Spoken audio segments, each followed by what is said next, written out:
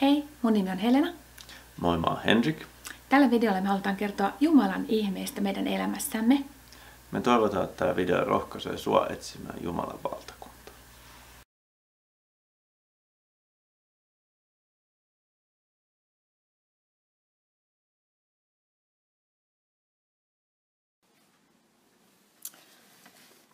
No, mun tarina alkaa vuodesta 2003. Ja tuolloin mä olin elämässäni kokenut vaikeita aikoja ja näiden vaikeiden aikojen kautta sitten Jumala käänsi mun sydämeni etsimään enemmän häntä. Vaikka mä olin kokenut avioeron ja sen jälkeen mä oikeasti mietin, että mä olin vähän uhmokas ja mä ajattelin, että vitsit, että tämmöistäkin tuli koettua, että mä käännän selkäni koko Jumalalle. Mutta mä tiesin sen itsekin, että mä en ole tosissaan, että mä en ikinä oikeasti tule tekemään sitä, mutta mä olin uhmakas ja mä kävin 2 kertaa muun muassa ravintolassa Helsingissä ja heti kun mä astuin sinne, mä yritin pitää hauskaa. Heti kun mä astuin sinne, niin Pyhä Henki mun sisälleni sanoi, että Helena, sä et kuulu tänne. Mä tiesin sen, että mä en kuulu sinne. Ja niinpä mä sitten sydämessäni tein valinnan, että mä alankin etsimään Jumalaa ja Jumalan tahtoa mun elämässäni. Mutta mä en tiennyt yhtään, miten mä sen löytäisin. Tai mä en tiennyt yhtään, miten mun pitäisi edetä. Mutta mä vaan rukoilin, että Jumala lähetä mut, vie mut semmoiseen paikkaan, missä mulla on hengellisesti hyvä olla. Ja tosi monen ihmeellisen vaiheen jälkeen mä sitten lopulta päädyin majakkaseurakuntaan Espoon Matinkylään.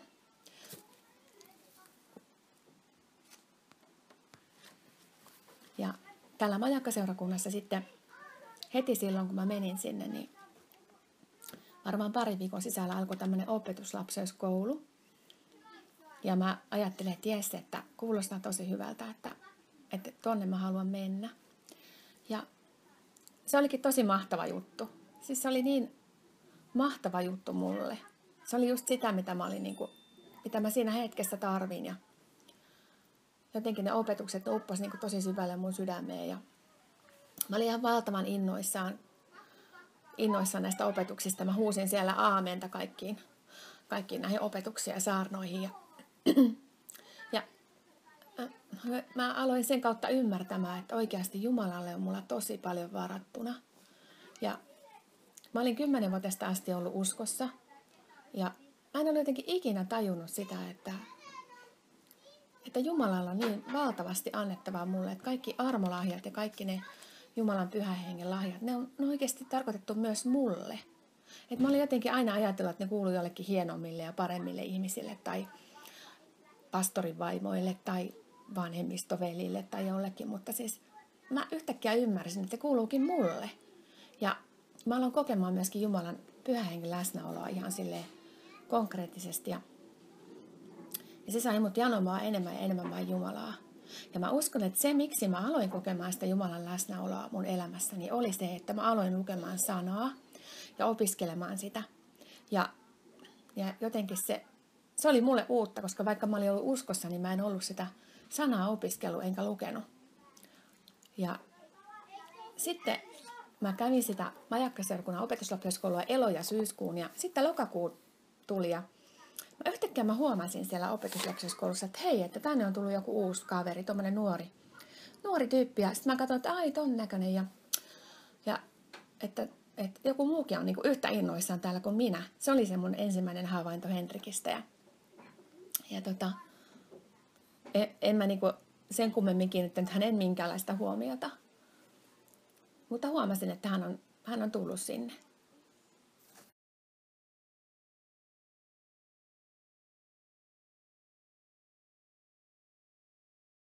Pitäisi kertoa, miten minä olen päätynyt tälle tielle, missä minä nyt olen.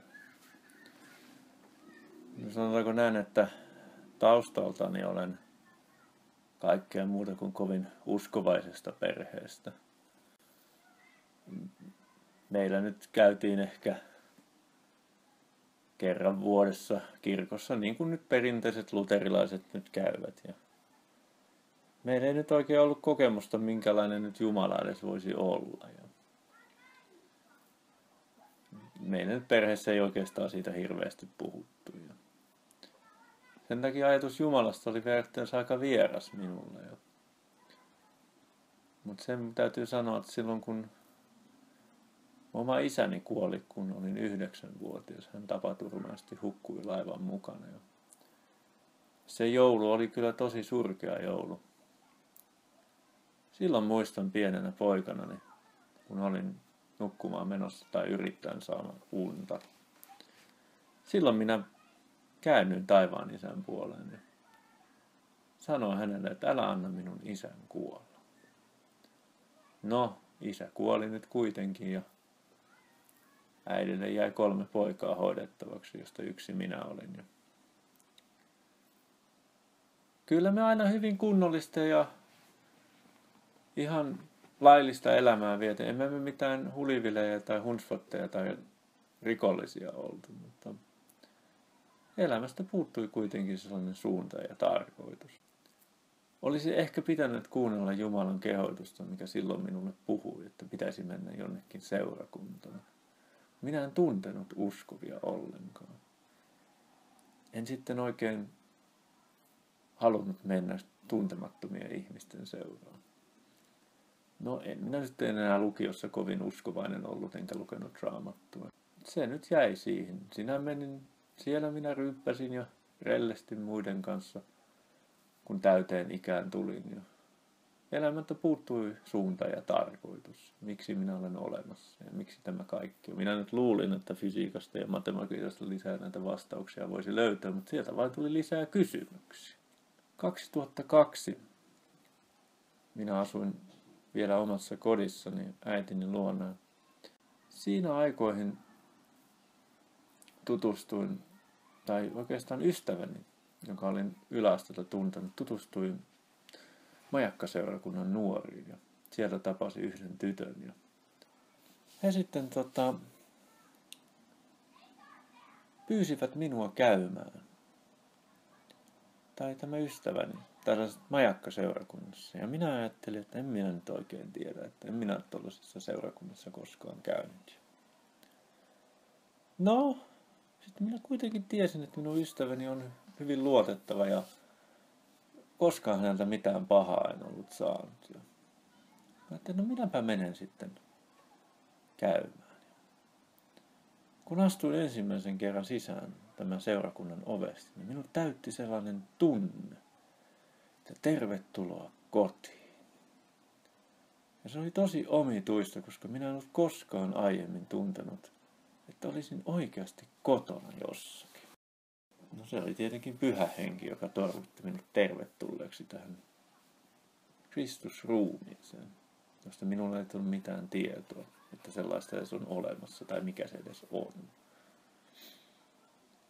Mutta minä sitten aloin käymään siellä ja tutustuin näihin nuoriin ja vietimme peli-iltoja ja katsoimme elokuvia. He olivat ihan tavallisia ihmisiä, eivät mitään ihmisiä.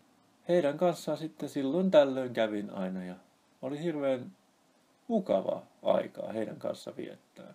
Vaikka nyt edelleenkin kovin maailmallisesti elin ja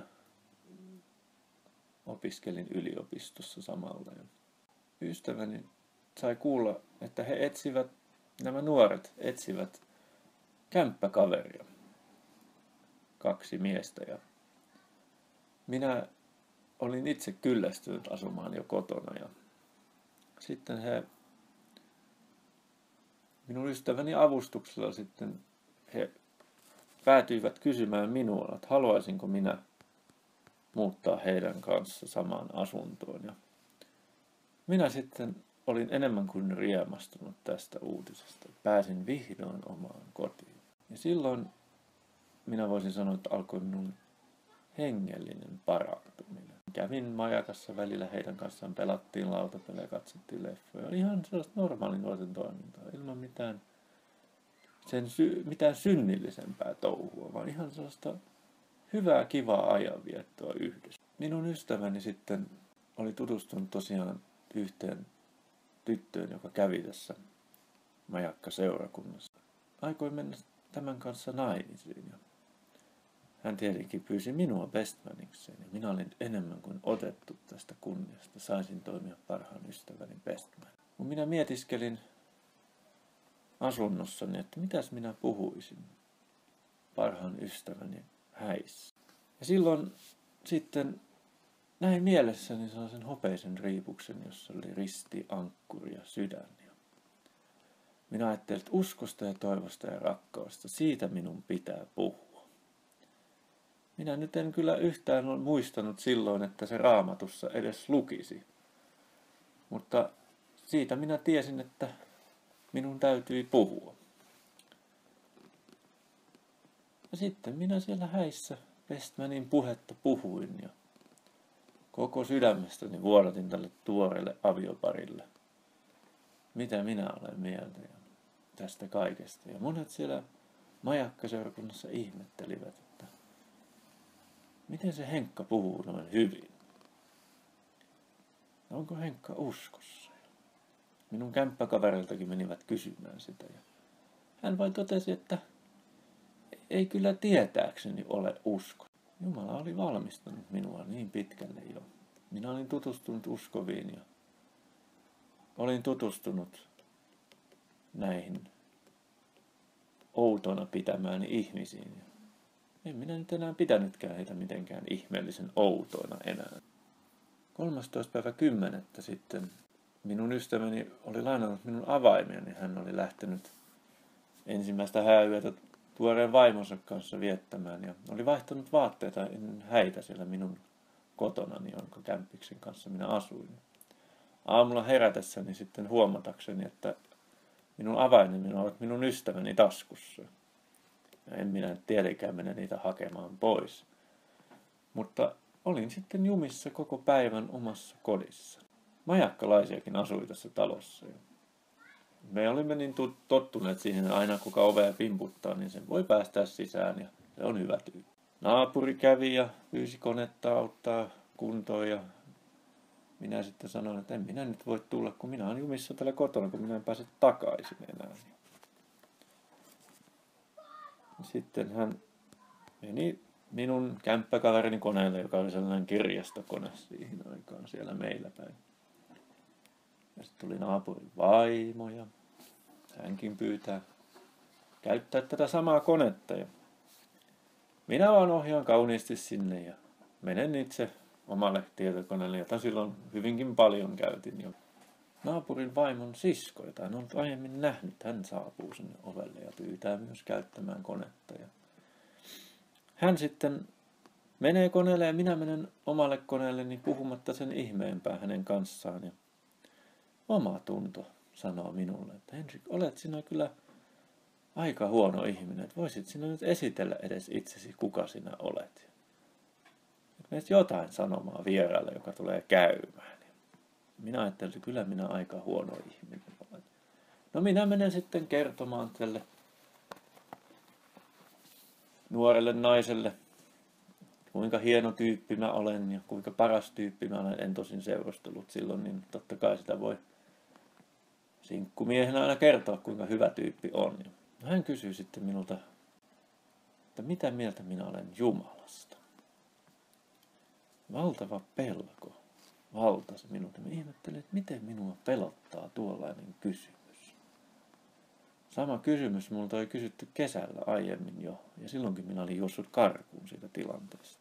Minä sitten päätin, että minä haluan tietää, mitä mieltä minä olen Jumalasta. Minä rehellisesti vastasin hänelle, että minä en tiedä, mitä mieltä minä olen Jumalasta. No hän sitten sanoi, että rukoillaan sinun uskosi puolesta. Me menimme sinne meidän olohuoneeseen rukoilemaan. Ja hän sanoi, että sä voit pyytää Jeesukselta synnit anteeksi. No niin, minä sitten tein, kunnon luterilainen kun olin, niin kyllähän minä nyt tiesin, että Jeesus antaa syntejä anteeksi. Sitten hän sanoi, että nyt sä voit pyytää, että Jeesus tule minun sydämeen. No niin, minä pyysin, että Jeesus tule minun sydämeen. Ja ikään kuin sellainen pieni lamppu olisi syttynyt. Ja katson, kun tämä nuori nainen siinä tärisee kuin horkassa ja puhelee ihmeellisiä kieliä ja sanoo, että tänään on yksi lammas pelastunut ja enkeleillä on juhlat taivaalla. Minä ajattelin, että vähän hieno juttu. Ja sitten hän sanoi, että voit alkaa oikeasti lukea Raamattua ja tuu Majakan opetuslapseuskouluun. Mä ajattelin, no kyllä minä voisin tulla. Hän lähtee siitä sitten ja minä menen omaan huoneeseen ja en minä nukkunut paljon yhtään. Minä vain ylistin ja kiitin ja itkin ja rukoilin Jumalan puolelle. Minä tiesin, että minä olin pelastunut sinä päivänä. Niin alkoi minun tieni Jeesuksen seuraajana. Minä menin tosiaan sinne Majakan opetuslapseuskouluun. Se oli mahtavaa kuunnella Jumalan sanaa. Ymmärtää, mitä Jumala sanoo. Itse luen Raamatusta ja uskon sen, mitä se sanoo.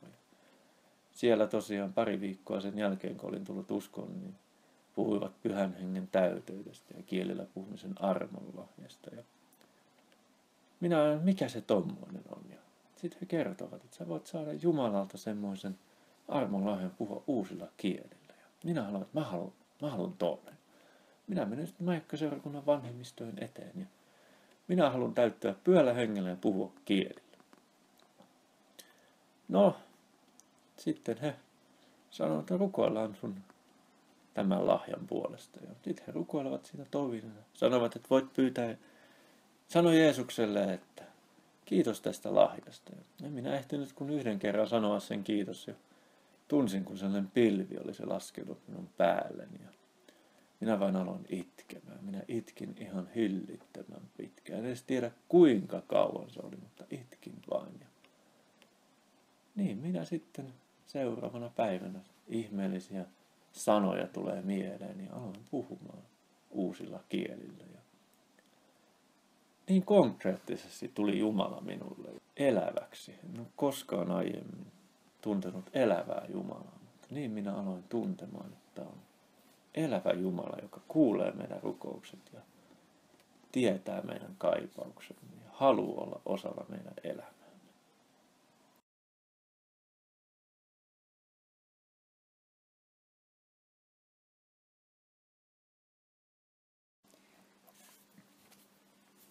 No niin, eli olemme päässeet vaiheeseen, jossa me aloitamme, mitä me kerromme sitten yhdessä, mitä Jumala tämän kaiken sai aikaan. Ja molemmat ollaan tosiaan Majakassa, vuosi on 2003 ja opetuslapseuskoulussa Majakka-seurakunnassa käymme. Eli siellä me sitten käytiin se, Henrik kun tuli usko lokakuussa, niin hänkin tuli siis sinne, niin marraskuu. Käytiin siellä ja oltiin molemmat yhtä innokkaita oppilaita, mutta ei millään tavalla tutustuttu kyllä toisimme. Ja sitten tuli joulukuu ja Majakassa järjestettiin tämmöinen vähän niin kuin seurakuntakouluilta, missä kerrottiin, että mitä tämä seurakunta tekee ja miten tähän voi liittyä ja näin. Ja mä menin sitten sinne ja siellä sitten kysyttiin, että että jokaiselta, että miksi on tullut sinne ja siinä sai sitten kertoa, että miksi on tullut sinne. Ja sitten mä niin kuin kerroin, että mitä mä etsin ja näin. Ja sitten kun mä puhuin, niin mun vieressä oikealla puolella istui joku henkilö ja hän kertoi, että miksi hän on tullut tänne. Ja sitten sen jälkeen joku avasi siinä suun sitten sitä seuraavana oikealla. Ja kun mä kuulin tämän ihmisen puhuvan, mä ajattelin, että ei voi olla totta, että jollain ihmisillä on samanlainen usko kuin mulla. Ja silloin mä niin kuin kurkkasin sitä ihmistä ja mä katsoin, että ai tommonen nuori kaveri, että tuohon mun täytyy tutustua, että mun täytyy kysyä, että kuka hän on. Joo, no ei, minä itse vaan muistan sitä sen, että mä olin niin innoissani Jumalassa, että mä koko sydämestäni hehkutin sen, miten Jeesus on mahtava, mun elämäni kaikkein tärkein olemus, miksi mä oon elän ja miksi mä teen, mitä mä teen. Ja se oli koko sellaista uskon puhetta sydämestäni, mitä puhuin. En mitään ihmettä katsonut, että kuka minua katsoo tai ketään, mitä ihmiset ajattelee. Ei sillä ole merkitystä. Joo.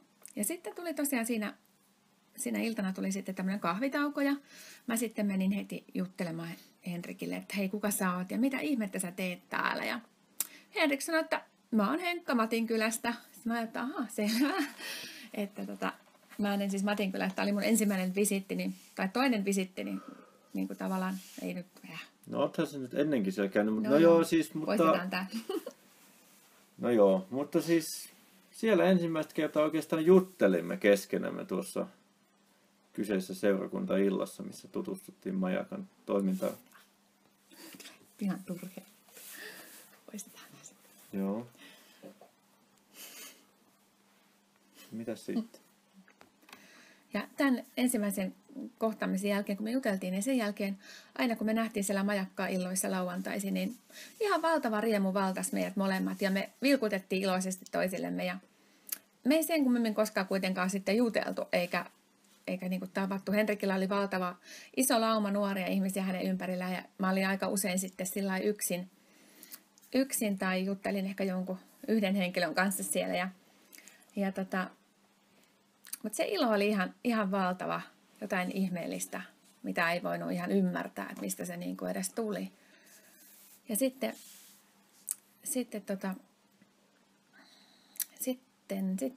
Niin, no se oli yksi kerta sitten, kun minä olin kotona ja en ollut tullut majakkakokoukseen ja herra sitten puhui minulle, että sun pitää pyytää Helenan puhelinnumero. No minä nyt sitten kuuliaisena kristittynä Jumalaa pelkäävän Jeesusten seuraajana, että no minä menen pyytämään sitten Helenan puhelinnumeron. Ja Henrik ei tosiaan ollut siinä majakkaillassa silloin ja se majakkailta oli ohi ja sen jälkeen siellä yleensä juotiin kahvia ja syötiin pullaa ja mitä kaikkea siellä olikaan. Ja sitten yhtäkkiä Henrik marssi sisälle ja marssi suoraan mun luo ja sanoi, että Helena, mä tarvitsen sun puhelinnumeron. Ja mä olin ihan nolona siinä, että mitä toi niin kuin, tulee mun puhelinnumeroa kyselemään. Ja mä ajattelin, niin kuin, mulla oli semmoinen, mistä liian tullutkaan semmoinen, että mä aina ajattelin, että mitä ihmiset musta oikein ajattelee. Ja siinäkin mä ajattelin, että mitä hän oikein ajattelee musta, kun mä nyt annan tuolle tuon mun puhelinnumeron. Ja ihan sillai vieras ihminen kuitenkin mulle oli Henrik silloin. Mutta mä ajattelin, että no mä annan, että ehkä se sitä tarvii johonkin. Ja sitten ei tosiaan sen kummemmin pidetty sen jälkeenkään yhteyttä, että yhden kerran Henrik laittoi mulle tekstiviestin, että hei, haluatko tulla katsoa mun kastejuhlaa, että mut kastetaan. Ja mä ajattelin, että en mä jaksa tulla, että mulla on muutakin tekemistä. Ja sitten yhden kerran mä kysyin Henrikiltä, että miksi et se tullut tänne opetuslapseuskouluun, koska mä olin huolissani hänestä. Mä tiesin, että hän on nuori uskova ja mä ajattelin, että joku este on tullut tai että hän on löytänyt jonkun ei-uskoon naisen ja sitten siellä se on hukannut koko uskonsa ja se oli se syy, miksi mä sitten hänelle viestin laitoin. Mutta sitten tuli joulukuun alku, oli siis, joo 2003 joulu. Joulukuun alussa sitten Majakan opetuslapseuskoulussa annettiin tämmöinen läksy meille, että pitäisi solmia jonkun ihmisen kanssa rukousliitto kuukauden ajaksi, niin että rukoilee tämän ihmisen kanssa joka päivä. Ja tämä oli niin kuin ensimmäinen kerta, kun Jumala puhui mulle. Ja Jumala sanoi mun sydämessäni mulle, että Helena, että sun tulisi solmia rukousliitto ton Henrikin kanssa. Ja mä ajattelin, että ei käy, että mä en suostu. Mä en niin kuin halua, että mä en halua ketään miestä mun elämääni, enkä millään tavalla niin kuin olla kenenkään miehen kanssa missään tekemisissä. Mullahan oli sellainen tausta, että mut oli mun avioliitossa petetty ja mä olin sen jälkeen, ehkä se ei sovi tähän. Anna vaan, anna tuu. Niin, mä olin sen jälkeen sitten hyvin, hyvin pettynyt, totta kai miehiin ja tämän avioeron hakemisen jälkeen mulla oli myöskin siinä semmoinen ihmissuhde yhden uskovan miehen kanssa ja me rikottiin Jumalaa vastaan siinä ja sen jälkeen mä niin kuin päätin, että mä en ole ikinä kelvollinen enää kenenkään miehen kanssa edes seurustelemaan, saatikka menemään naimisiin tai mitään muutakaan, että mä kävin läpi hyvin kipeän tien ja mä päätin, että mä elän mun loppuelämäni yksin. Ja se oli aika rankka päätös mulle, kun mä olin 34-vuotias silloin. Ja se, kun Jumala alkoi mulle puhumaan, että solmia rukousliitto Henrikin kanssa, niin se ei ollut mulle mitenkään niin kuin helppo ajatus. Mä ajattelin, että voi kamalaa, että en todellakaan mä halua ketään miestä mun elämääni. Ja mä kieltäydin siitä. Mä yritin niinku, mä vaan niinku tukin mun korvani siltä Jumalan ääneltä. Ja mä ajattelin, että mä en tee sitä, että mä en halua tehdä sitä. Ja enkä mä sitten tehnytkään. Ja sitten. Joulun pyhiä tuli. No joo, sitten tuli, no me sitten siinä välissä joulukuussa molemmat liityttiin sinne vajakkaseurakuntaan. Niin samassa kokouksessa oltiin ja yhtä aikaa oltiin lavalla ja kumpikin kertoi siinä, että miksi haluaa liittyä tänne ja vähän omaa todistusta siinä. Ja sitten tuli joulun aika ja mä sitten en saanut ketään rukoilemaan mun ystävistäkään mun kanssa siihen rukousliittoon ja kenellekään ei ollut aikaa tai halua siihen. Ja mä sitten ajattelin, että no ei sitten, että mä rukoilen sitten yksin ja rukoilin sitten yksin. Ja, mutta sitten tuli joulun aika ja oli ensimmäinen joulupäivä, kun Jumalan pyhä henki alkoi puhua mun sisälläni hyvin voimakkaasti, että Helena, että kutsu Henrik teille huomenna syömään. Ja taas mä olin ihan niin kuin paniikissa, että hei, että mä haluan tällaista, että mä en niin kuin halua ketään miestä mulla syömään, enkä ketään. Muutenkin mä olin niin kuin hyvin semmoisessa elämänvaiheessa, että mä olin puoli vuotta vasta asunut lasten kanssa yksin. Ja mä olin hyvin semmoinen, että mä halusin niin kuin vaan olla yksin ja mä halusin vaan niin kuin olla. Mä halusin vaan olla yksin ja sillä jotenkin niin kuin vaan hoitaa itteen ja lapsen ja keskittyä siihen omaan elämään. Ja se ei sopinut mulle ollenkaan, että mun pitäisi pyytää Henrik meille joulupäivänä syömään. Ja mä kieltäydyn ja taas mä niinku yritin vaan olla kuulematta sitä Jumalan ääntä mun sisälläni. Ja samana päivänä mä sitten menin mun siskon luokse käymään kahvilla. Sisko asui siinä mun ihan lähellä ja sitten kun mä olin siellä, niin yhtäkkiä mun puhelin soi. Tadaa, Henkka soitti. Ja Henrik soitti ja siinä ihan näitä puhuttiin ja yhtä aikaa kun Henrik soitti mulle, niin Jumala sanoi mulle, että no niin, että nyt se soitti sulle, että nyt sä voit pyytää sinne teille huomenna syömään. Ja mä vaan niin kuin pälä ihan kaikkea mahdollista muuta vaan, niin kuin, että onpas kiva sää tänään ja tällaista ihan juutajaata siinä puhelin. Ja mä en halunnut tehdä sitä, mä en todellakaan halunnut tehdä sitä. Ja meillä oli sovittu vielä mun niin kuin sukuni kanssa, että äiti oli tullut 500 kilometrin päästä tänne PK-seudulle ja että me syödään koko perheenä, koko suvun kanssa niin kuin mun siskoni luona ja että äitikin on sitten mukana ja näin ja että silloin tapaninpäivänä sitten syödään yhdessä ja se oli myös mulla semmoinen hyvä syy, että eihän mä voi, koska mä oon sopinut tämän päivällisen, että en mä voi mitenkään niin kuin ketään muuta nyt pyytää tänne syömään no, sitten tuli tapaninpäivä ja yllätys. Mun äiti olikin sitten kovassa kuumeessa ja se koko meidän suvun yhteinen joulupäivällinen peruuntui ja sitten mä niin kuin pettyneenä lähdin sitten iltapäivällä käymään taas kävelin mun siskon luokse. Vaan kävin siinä nopeasti kahvilla ja sitten mä lähdin sieltä käveleen kotiin ja sitten mä rupesin marmattamaan Jumalalle matkalla, että no onko se sitten reilua, että näin kiltti ja mukava ihminen niin syö yksin jouluna, että miten tämä nyt tälleen meni. Ja mä menin kotiin ja sitten mä soitin parille kaverille siinä, että voisitteko te tulla niin kuin meidän kanssa tänne syömään, että on vähän tylsää niin kuin yksin lasten kanssa syödä jouluna ja ei kukaan tietenkään halunnut silloin tapaninpäivänä tulla meille. Ja sitten mä ajattelin, että ei se mitään, että onhan mulla tytöt tässä, ihanat rakkaat lapsukaiset siinä ja mä sitten otin siihen maksalaatikot ja lanttulaatikot ja jouluruuat pöydälle ja ajattelin, että no okei, että mä alan lämmittelen näitä ja yritin asennoitua siihen, että tästä tulee kuitenkin hyvä ilta. Ja sitten yhtäkkiä soi puhelin. Ja arvaas kuka soittaa. Henkka soittaa. Se oikeastaan oli silleen hauskasti mulla.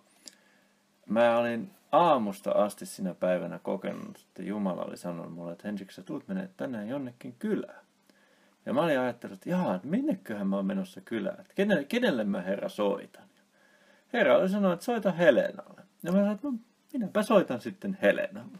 Ja mä siis vastasin puhelimeen ja sieltä kuului, että no hei täällä Henrik, kaipaat sä seuraa?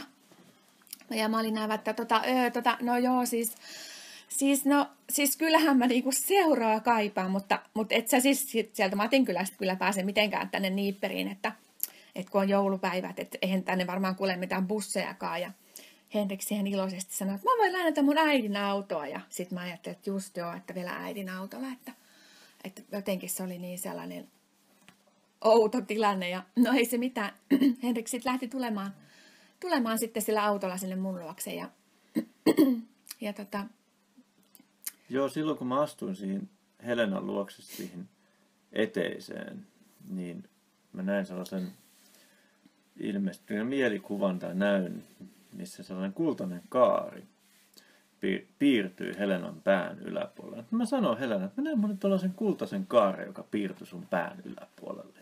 Mä ajattelin sillä että mikä ihme hurvuukko tänne tulee jotain näkyjä näkemään, että me ei siis tunnettu ollenkaan toisiamme. Ja sitten no ei siinä mitään, me sitten syötiin sitä päivällistä siinä ja mun lasten kanssa ja jotenkin oli semmoinen erikoinen olo, että ihan niin kuin mä olisin tuntenut ton ihmisen aina. Jotenkin ihmeellisen helppo oli niin kuin olla siinä kuitenkin ja mä sitten illalla myöhään kysyin Henrikiltä, että Henrik, että oot sä saanut ketään, niin kuin, kenen kanssa sä oot rukoillut sitä rukousliittoläksyn, että oot sä saanut ketään rukoilemaan sun kanssa ja Henrik sanoi, että en mä ole saanut ketään rukoilemaan ja mä ajattelin, että voi kauheeta, että mä oon mokannut ihan täysin. Ja sitten mä sanoin Henrikille, että tiedätkö, että Jumala sanoi mulle jo joulukuun alussa, että mun pitäisi sun kanssa rukoilla, mutta mä en vaan niin kuin halunnut. Että me voidaan varmaan nyt tehdä parannus ja ruvetaan nyt sitten rukoilemaan yhdessä. Että joka päivä, ainakin nyt sen kuukauden ajan. Ja Niin, me aloittiin sitten yhdessä rukoilemaan ja näkemään toisiamme hyvinkin niin kuin joka päivä, jollakin tavalla. Eli tämän joulutapaamisen jälkeen me sitten alettiin pitämään Henrikin kanssa yhteyttä ja soiteltiin ja rukoiltiin puhelimessa. Tai sitten Henrik tuli välillä mun luokseni käymään. Ja mä en ollenkaan pitänyt siitä ajatuksesta, että joku ihminen tulee mun elämään. Ja mä vastustin sitä mun mielessäni niin kuin ihan täysillä. Mä aina ajattelin, että okei, mä niin kuin Jumalalle puhuin, että okei Herra, että tulkoon nyt vielä huomenna, mutta sitten mä niin kuin haluaisin, jos se mun oman elämäni takaisin. Ja sitten vielä kaiken kukkuraksi, varmaan 2-3 päivää meidän ekan tapaamisen jälkeen, niin Henrik laittaa mulle tällaisen tekstiviestin, että minä olen sinun apusi, tukesi ja turvasi tästä iankaikkisuuteen. Ja mä ajattelin, että mikä ihme toi tyyppi niin kuin luulee olevansa, että miten liinhän on mukaan mun apuni, tukeni ja turvani.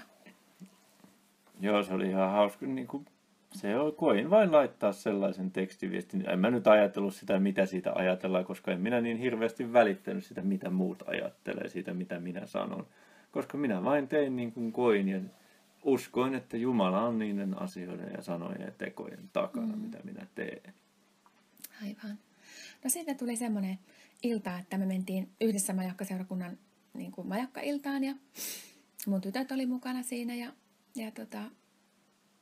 sitten ylistyksen aikana siinä Henrik yhtäkkiä ottaa mua kädestä kiinni ja mä olin siinäkin, että voi vitsi, että mitä ihmiset ajattelee, että vähän noloa, että ottaa mua kädestä kiinni. Että niin koin tehdä niin siis. Herralta kehoitusta. Enhän minä muuten, mutta kun Jumala kehoitti minua ottamaan Helenalta kädestä kiinni ylistyksen aikana. Ja Herra myös puhui minulle sitten siinä ylistyksen aikana, että sun pitää halata, Henrik, sun pitää halata Helenaa oikein syvästi. tänään.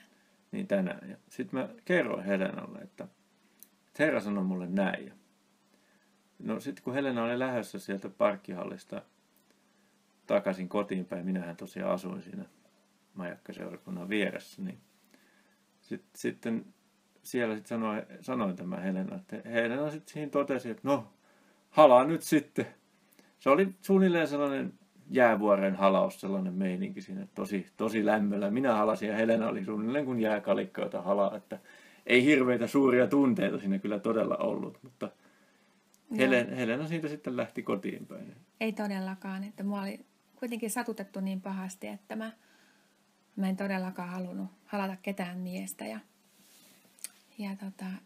Mutta sitten Henrikille tapahtuikin ihmeellisiä asioita, kun kun hän lähti sinne omaan kotiinsa. Joo, minä kysyin Herralta sitä, että miksi sä Herra lähetät mua Helenan elämään ja mitä Helena on minulle? Ja ihan silleen vilpittömästi kysyin. Ja Herra sitten hyvin vilpittömästi sanoi, että vaimo.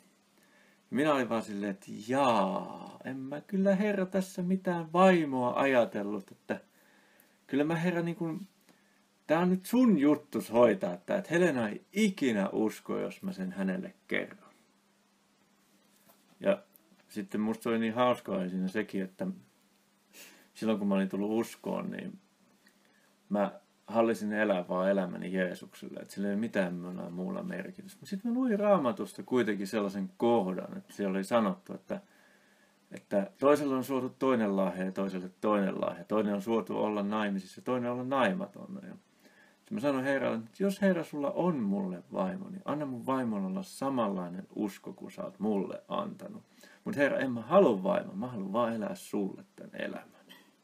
Et se oli semmoinen, sanotaanko sellainen pikkasen pysäyttävä kommentti Jumalalta kuulla, että Helena on mun vaimoni. Ja sitten mä niin kun en voinut tietenkään Helenaa sitä kertoa, koska mä näin, että Helena ei ikinä pystyisi sitä ottaa vastaan, niin minä jätin sen asian Jumalalle, että Jumala, sinä teet sen työn, että Helena pystyy sen uskomaan ja käsittämään. Tai minä edes uskomaan ja käsittämään, että onko tämä oikeasti näin.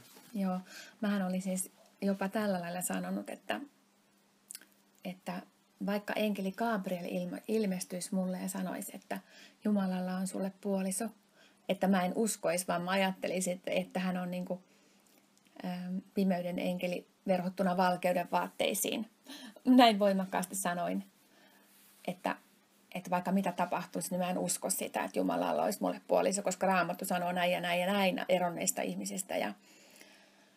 Ja mä itse tuomitsin itseni maan rakoon Jumalan sanan perusteella ja tavallaan itse, kukaan muu ei mua tuominut. Mä itse tuomitsin itseäni lukemalla Raamattua, että koska mä olen toiminut näin ja vaikka mua oli petetty, mutta sitten se mun synnillinen ihmissuhde sen jälkeen, niin mä jotenkin sen jälkeen niin tuomitsin itseni täydellisesti avioon kelpaamattomaksi.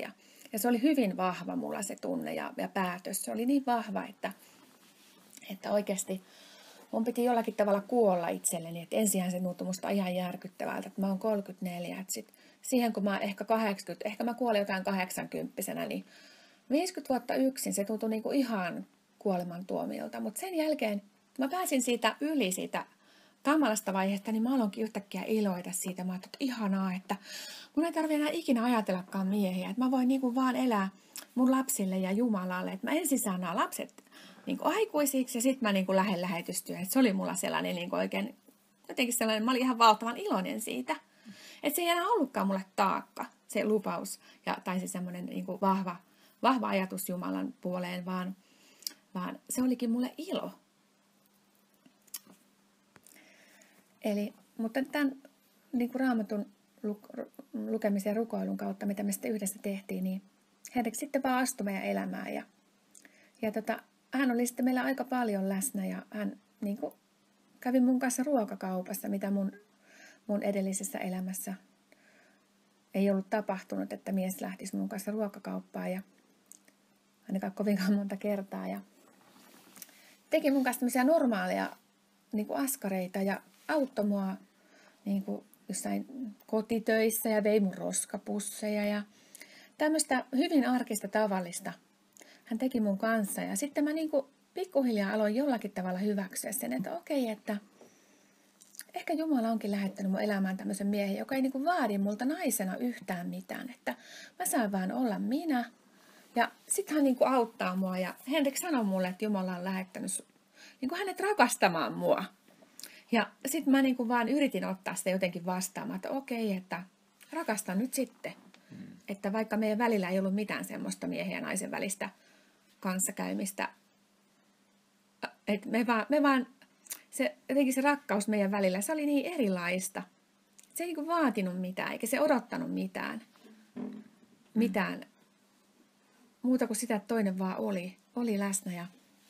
Joo, no me oltiin rukoiltiin, että sitten Jumala, se oli just sitä, mitä mä olin kaivannut. Mä olin kaivannut sitä, vaan etsittäisi Jumalaa, rukoiltaisi, ylistettäisiin, puhuttaisi Raamattua. Kun mä olin löytänyt nyt tämän elämän tarkoituksen, joka Jeesus on, niin se oli sitä, mitä mä halusin vain tehdä. Mulla oli niin hirveettömän hyvä olla siellä, missä sai tehdä just niin kuin koki Herrassa tehdä. Ja Helenan luona mä pystyin tekemään näin. Ja se oli todella niin kuin virvoittavaa hengessä. Ja semmoinen ihmeellinen rakkaus oli meidän keskellemme koko ajan. Ja siinä oli esimerkiksi, istumme hyvin vierekkäin sohvalla ja luimme Raamattua. Ja oli sellainen tavallaan ihmeellinen ikävä toista, vaikka toinen oli ihan siinä vieressä. Ja se tavallaan, kyllä se vähän ihmetytti myöskin, mutta sitten minä myös koin sen, että Jumala taivuttaa Helenaa hänen tahtoonsa. Ja Henrik ei tosiaan siis sanonut mulle mitään siitä, että Jumala on niin kuin sanonut hänelle, että mä olen hänen vaimonsa. Että hän ehkä pari kertaa vihjasi jotain, että Jumalalla voi olla jotain meille suunnitteilla, mutta mä niin kuin suutuin siitä. Mä sanoin, että kuulee, että Jumala sanoo sanassaan näin, bla ja bla ja bla ja bla ja bla, että Jumala ei niin kuin puhu omaa sanansa vastaan. No minä kuitenkin totesin siihen, että Jumalalle on kaikki mahdollista. Joo, mutta se niin kuin mä unohdin ne vihjeetkin mistään muusta niin siihen samaan paikkaan. Ja me vaan jatkettiin sitä yhdessä ajan viettämistä ja jotenkin mä niin kuin uskoin myöskin, että kun mä olen vanhempi kristitty, niin Jumala myöskin haluaa, että mä niin kuin ohjaan Henrikkiä myöskin tässä niin kuin uskon alkeissa ja tämmöisissä.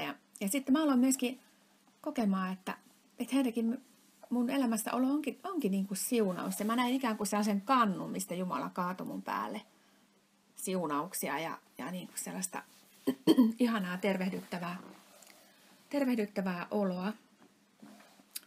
Ja sitten tosiaan niin me vietettiin joka päivä melkein, ei nyt joka päivä Henrik tullut Matinkylästä Niipperiin, mutta aika usein kuitenkin. Ja sitten yksi ilta Henrik oli meillä tosi myöhään ja hän oli lopettanut just opinnot ja mulla oli työpäivä seuraavana aamuna ja mä sanoin hänelle monta kertaa illalla, että Henrik, että sun viimeinen bussi lähtee ihan kohta, että hei, sun täytyy nyt lopettaa se Raamatun lukeminen ja hän vaan jatkaa sieltä ja siinä oli paljon hyvää juttua siinä kirjassa. Oli. Mä sanoin monta kertaa, että hei, nyt sun viimeinen bussi lähtee, että nyt sun täytyy oikeasti mennä sinne. Ja tää vaan niin kuin jatkaa. Ja sitten mä sanoin, että hei, että sun viimeinen bussi lähti. Että mitäs me nyt tehdään? Ja mä sitten sanoin hänelle, että okei, että sulla on niin kuin 3 vaihtoehtoa, että joko sä otat mun auton ja tuot sen mulle aamulla takaisin. Tai sitten B, sä kävelet Matinkylään, oli 20 astetta pakkasta, yli 20 kilometriä matkaa. Tai tammikuussa. Tai sitten se, että sä jäät mun luo yöksi. Ja se ei ollut mun mielestä ollenkaan niin kuin mikään hyvä vaihtoehto, mutta ehkä se oli niistä vaihtoehdoista kaikista järkevin. Ja mä sitten sanoin, että okei, että sä voit nyt jäädä sitten tänne mun luokse yöksi. Ja mä otin sitten patjan. Mä nukuin itse aika isossa olohuoneessa ja semmoisen pienen sermin takana. Ja sitten mä laitoin sinne toiselle puolelle olohuoneen hyvin kauas omasta sängystäni Henrikille patjan. Ja kävin pimeästä tyttäreni huoneesta kaivamassa sitten pussilakanoita silloin yöllä. Ja mua nauratti, kun sieltä tuli sieltä kaapista pimeästä kaapista etsin. Sieltä tuli semmoinen lennä leppäkerttu pussilakana. Ja mä ajattelin, että tämä sopii hyvin tuolle nuorelle miehelle. Että mua niin jotenkin nauratti ja ärsytti se koko tilanne. Ja sitten mä lähdin siitä iltapesulle ja mä niin kuin Jumalalle marmatin siellä kylppärissä, että Herra, onko tämä nyt sitten reilua, että toi niin kuin jää tänne yöksi. Mua niin kuin todella ärsytti se ja se ei ollut ollenkaan sitä, mitä mä olisin itse halunnut. Ja sitten mä kuulin ihan selvästi, miten Pyhä Henki sanoi, että paras tottua siihen, että Henrik on täällä yötä. Se oli aika mielenkiintoinen sinänsä ne kaikki nämä tietenkin jälkikäteen juteltu ja keskusteltu, mutta minä itsehän olin kokenut sinä päivänä, että mun tulee jäädä Helenan luokse yöksi. Mä ihmettelin, että mitenköhän Jumala niin tämä onnistuu. Täytyy jotenkin nyt tämä jotenkin tapahtua sitten. No minä nyt pidin huolta siitä, että Raamattua tulettiin niin myöhään, että varmasti bussi kerkee menemään ohi. Sitten kun minä sitä patjaa siellä petailin siellä itselleni niillä pussilakanoilla, jotka olin saanut. Ja sitten Herralle siinä sanoin, että otahan Herra tämä nyt varmasti sinusta tämä, että ei ole minun omaa suunnitelmaani, koska en minä nyt mitään omaa niin sinä halunnut etsiä. Niin Jumala sitten sanoi minulle hyvin selvästi, että paras tottuu siihen, Henrik, että sä tuut olemaan täällä yötä. Mä sanoin, että okei, selvä, ei mitään sitten, tämä selvä. No, Henrik sitten oli mun luona aina välillä yötä ja välillä oli Matinkylässä siellä omassa opiskelijaboksissaan, missä asui muitakin ihmisiä. Ja mä ajattelin, että mulla oli niinku vähän sellainen pieni paniikki, että mitähän ihmiset sanoo meistä, kun ne kuulee. Ja mitähän ne ajattelee musta, että ajatteleeko, että mä oon joku vamppi, joka vamppaa nuoria miehiä täällä. Että jotenkin mä olin ihan sillä tavalla, että voi kauheeta. Mutta sitten kun mä tiesin, että Jumala oli tämän kaiken tehnyt, niin mulla oli niinku hämmentynyt, että mitä mä sitten voin tehdä, kun Jumala on tämän tuonut tänne ja hän selkeästi näyttänyt, että näin mun pitää toimia ja puhunut mulle. Ja mä halusin vaan kuunnella Jumalan ääntä. Ja sitten yksi päivä mä sanoin Henrikille, että nyt meidän täytyy, että rukoillaan nyt yhdessä. Me oltiin matkalla autolla Helsingin Biblian kirjakauppaan ja mä sitten sanoin, että nyt rukoillaan, että ollaanhan me varmasti Jumalan tahdossa tässä kaikessa. Ja sitten me siinä rukoiltiin ja mua vähän itkettikin, koska jotenkin mä en halunnut loukata ketään sille, mitä me oltiin ja tehtiin. Ja mä tiesin, että kaikki uskovat ei niinku hyväksy sitä, että me ollaan niinku samassa asunnossa yötä ja näin. Ja me mentiin Biblian kirjakauppaan ja sitten kun me oltiin lähdössä sieltä, niin joku mies takahuoneesta tulee meidän luo. Me oltiin ovenkahvassa kiinni lähdössä, niin hän tulee meidän luo, että hei, mulla on teille kummallekin nämä 3 kynää. Molemmat sai pussin, jossa oli 3 kynää. Ja jokaisessa kynässä luki, että iloitkaa, sillä teidän nimenne on kirjoitettu elämänkirjaan. Ja se oli meille niinku sellainen rukous, ja mulle varsinkin sellainen rukous vastas. Mä niin, että, kyllä iloitsin. Että sä Herra haluat, että mä iloitsen tästä kaikesta, eikä niin, että mä koko ajan ajattelen, että mitä musta ajatellaan ja voi. Mutta jotenkin sen jälkeen mä olin niinku täysin varma siitä, että enemmän tulee niinku totella ihmistä kuin siis enemmän Jumalaa enemmän kuin anteeksi, enemmän tulee totella Jumalaa kuin ihmistä. Aamen. Ja me jollakin tavalla niinku sitten uskaltaudun niinku vielä enemmän kuuntelemaan ja tottelemaan sitä Jumalan ääntä. Ja Henrik sitten nukkui siellä patjalla kaukana musta ja sitten pikkuhiljaa. Joo, työnteli aina vähän lähemmäksi sitä patjaa, kun Helena oli vähän liian kaukana. Ja sitten yksi yö Henrik oli siinä polvillaan mun sänkyni vieressä. Ja mä 4 tuntia silitin Henrikin hiuksia. Ja silloin mä niinku ajattelin, että mitä tässä niinku tapahtuu. Että tässä hetkessä on jotakin tosi pyhää. Että mä olin vaan ihan hiljaa ja mä vaan silitin Henrikin hiuksia. Me ei edes puhuttu mitään. 4 tuntia. Oon itse polvillasi 4 tuntia. Mä vaan tuntia. tunsin pyhän hengen läsnäolon siinä kaikessa. Mä ajattelin, että on tää kyllä erikoista. Että mitä ihmettä tää niinku oikein on. Ja sitten mä sanoin Henrikille yksi ilta, että sä voit tulla mun viereen nukkumaan,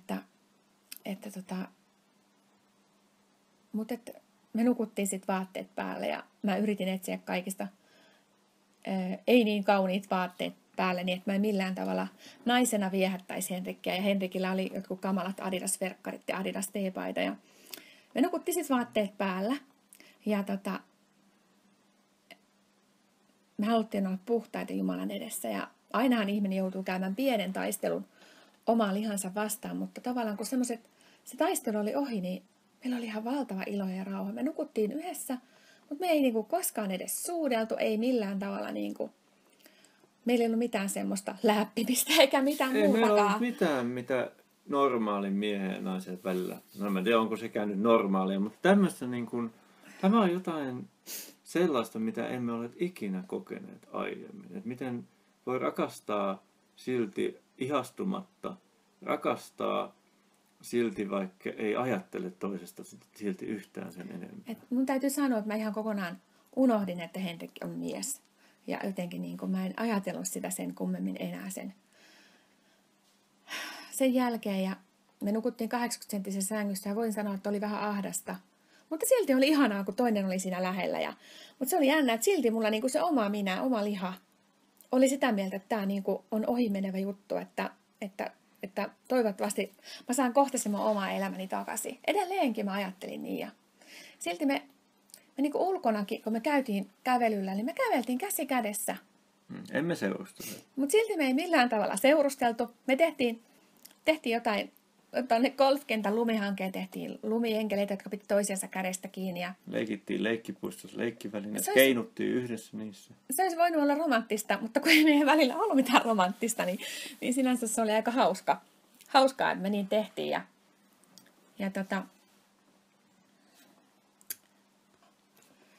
Ja sitten alkoi tapahtumaan erikoisia asioita. Eli mä näin semmoisen unen.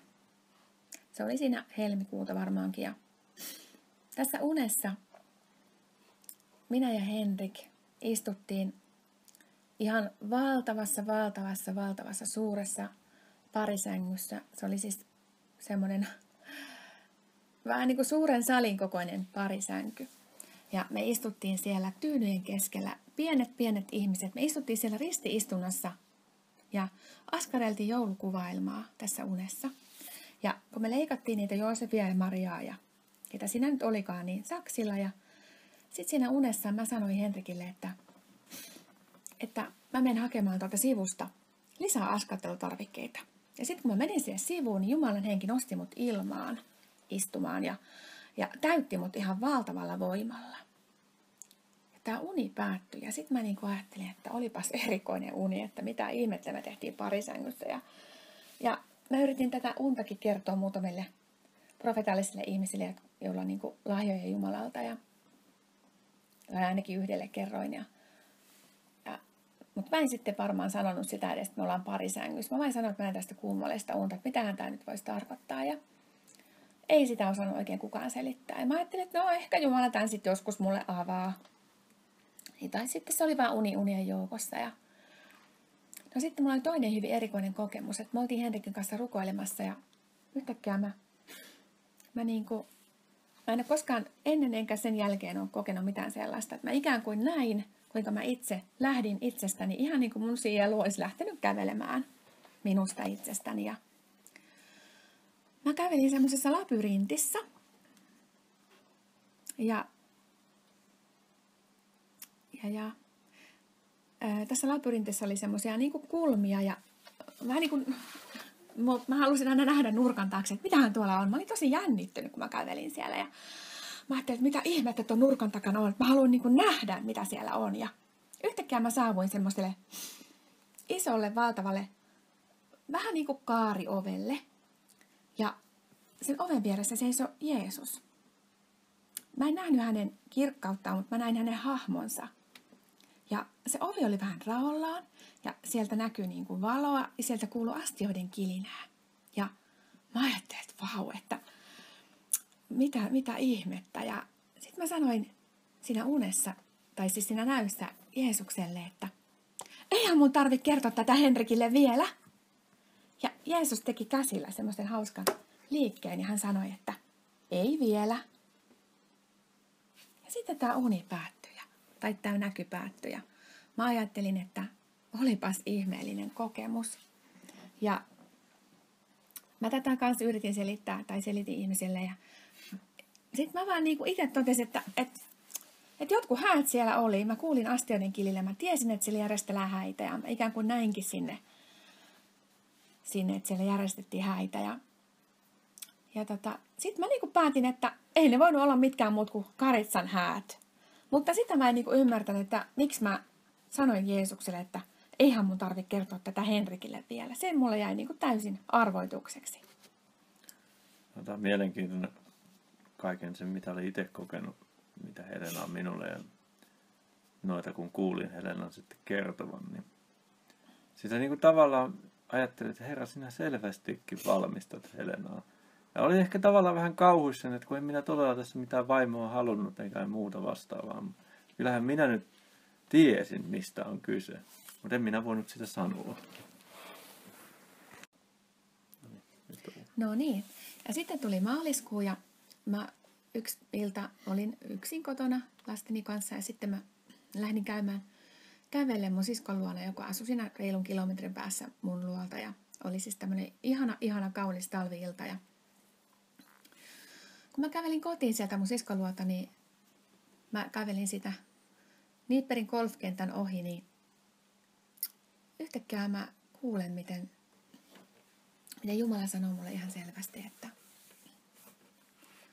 minkä Jumala on yhdistänyt, sitä älköön ihminen erottako. Ja mä olin vähän, että joo, kyllä mä tiedän, että mun pitää olla mun eksälle uskollinen mun loppuelämäni, että joo, että kyllä mä niinku aion tehdä sen. Ja sitten Jeesus sanoi mulle, että ei, että minä puhun sinusta ja Henrikistä. Ja mä olin niinku tosi hämilläni siitä. Mä ajattelin, että tämä on kyllä jo niin outoa ja paksua, että eihän mä voi tätä edes Henrikille sanoa, että tämä on jotenkin aivan, että miksi Jumala puhuu meille avioliiton asettamissanoilla. Ja sitten mä kuitenkin, koska me oltiin tosi läheisiä, mä sitten soitin Henrikille sitten illalla, tai oliko seuraavana aamuna, ja sanoin, että arvaa mitä Jumala sanoi mulle eilen, että varmaan Jumala tarkoittaa, että meidän pitää olla ystäviä ikuisesti, että niin se täytyy olla, että mitä muutakaan olisi voinut tarkoittaa. Ja mä kysyin Helenalta sitä, että mihin aikaan Jumala puhuu sulle nämä asiat. Ja sitten Helena kertoi, että siihen aikaan illalla. Ja mä sanoin, että joo, mä olin itse rukoilemassa kotona just silloin. Ja Jumala sanoi minulle, että minkä Jumala on yhdistänyt, sitä älköön ihminen erottako. Ja mä ymmärsin näin, että Jumala puhuu minusta ja Helenasta. No minähän tiesin tietenkin, että Jumala puhuu meistä avioliittoasetussana, koska hän on tarkoittu meidän mieheksi ja naiseksi. Että Helena on mun vaimoni. Niin. Sitten kun Herra oli puhunut ne samat sanat Helenalle, niin hyvinkin niin kuin enemmänkin sellaista tavallaan vähän järkyttävää kokea se, että hetkinen, Jumala sä ihan oikeasti oot tarkoittanut sen näin. Ja sitten Helena ei täysin yhtään tajunnut, mistä on kyse, enkä minä voinut sitä tietenkään hänelle sanoa. Minä vaan, että joo, niin varmaan ystäviä aina ollaan. Ja mä sanoin, että voi kauheeta. Joo. No. Sitten tuli huhtikuu ja no ensinnäkin se sänky, missä me nukuttiin paljon yhdessä, niin se oli meille ihan liian pieni. Ja sitten mä niinku koin, että Jumala sanoi mulle, että Helena, että osta isompi sänky. Ja sitten mä olin, että no enkä me nyt voida ostaa isompaa sänkyä. Sitten vähintään mun sisko, joka asuu lähellä, luulee, että me ollaan jossain avoliitossa. Ja että hän kuitenkin näki, että me vietetään paljon aikaa yhdessä. Ja sitten mä sanoin Herralle, että okei, Herra, että jos sä haluat, että mä ostan isomman sängyn, niin näytä se mulle jollakin selvällä tavalla. Ja ei mennyt kuin pari päivää siitä, niin mun sisko soittaa mulle ja sanoo, että Helena, että sulla on se mun sänky lainassa, että mä tarvin sen takaisin. Ja parin päivän päästä mä olin siitä sitten ihan kokonaan ilman sänkyä. No totta kai mä siinä tilanteessa sitten ostin se 120-senttisen sängyn ja sitten meillä oli ihanasti tilaa enemmän nukkua. Ja sitten joskus siinä huhtikuussa sitten mulle tuli niin kuin vahvasti semmoinen olo, tosi vahvasti semmoinen ajatus, että Herra haluaisi, että Henrik muuttaisi mun luokse asumaan. Ja se oli mulle niin kuin aika semmoinen rankka ajatus. Mä ajattelin, että että mitä vielä, että eikö se nyt riitä, että se viettää täällä niin paljon mun kanssa aikaa. Että mulla oli kuitenkin edelleenkin se semmoinen jano, että mä haluaisin mun oman elämäni takaisin. Ja että milloin tää niin kuin loppuu, että milloin mä saan olla yksin ja milloin mä saan niin kuin vaan keskittyä mun omaan perheeseen ja mun omaan Jumalan palvelemiseen ja tulevaisuuteen.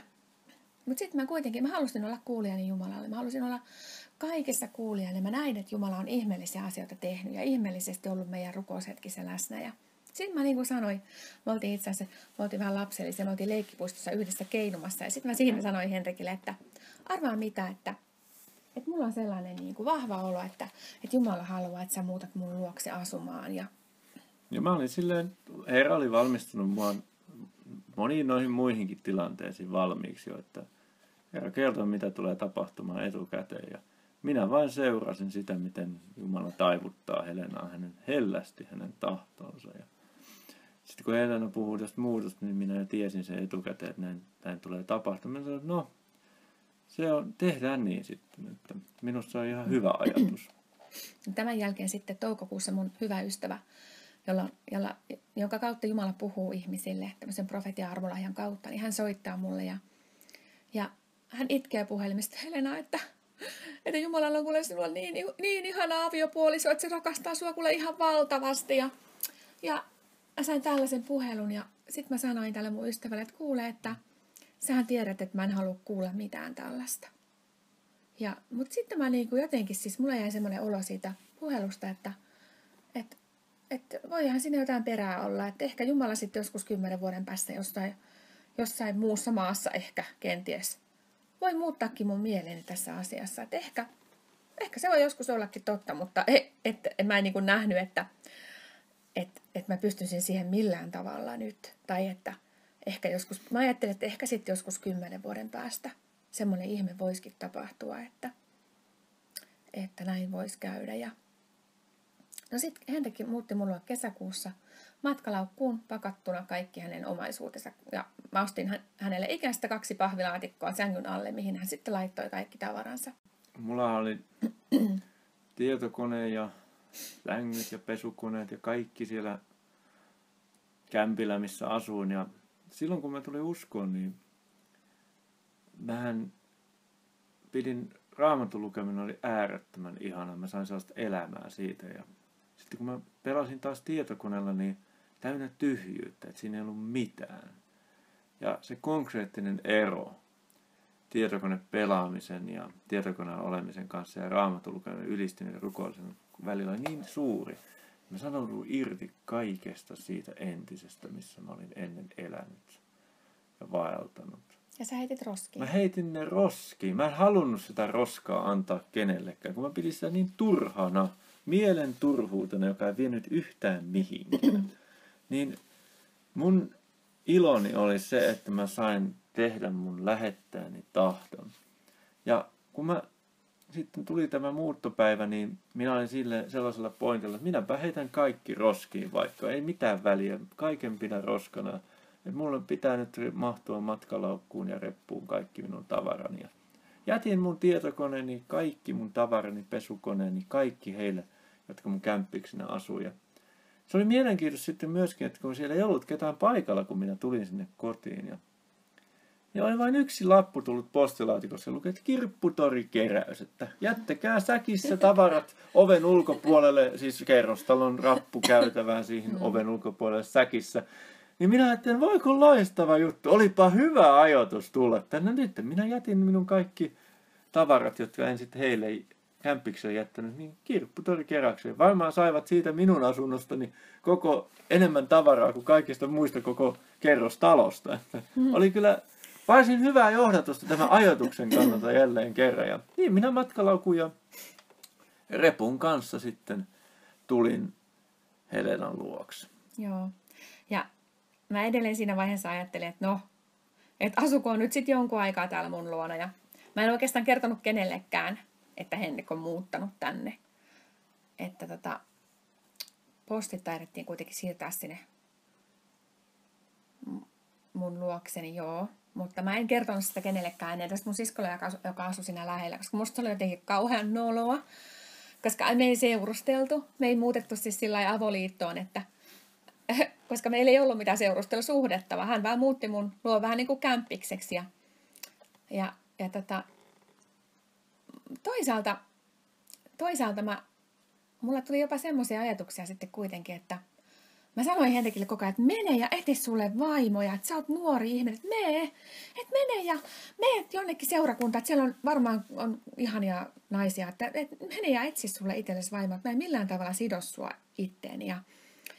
Mutta sitten toisaalta mulla tuli semmoinen olo, että miltähän musta sitten tuntuu, kun mä näen joskus Henrikin vaimon, että ne istuu jossain etupenkissä jossain seurakunnassa ja sitten mä menen niinku kättelemään, että terve, että mä oon muuten nukkunut sun miehessä vieressä. Ei kilissy, ei kolissu, ei edes rutissu Helenalle. Hetkinen, saattaisiko se mies olla jo siinä sen nenä edes? Ei.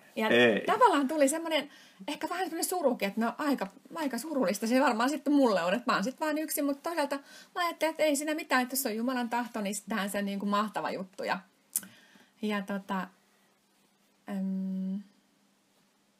Kesä.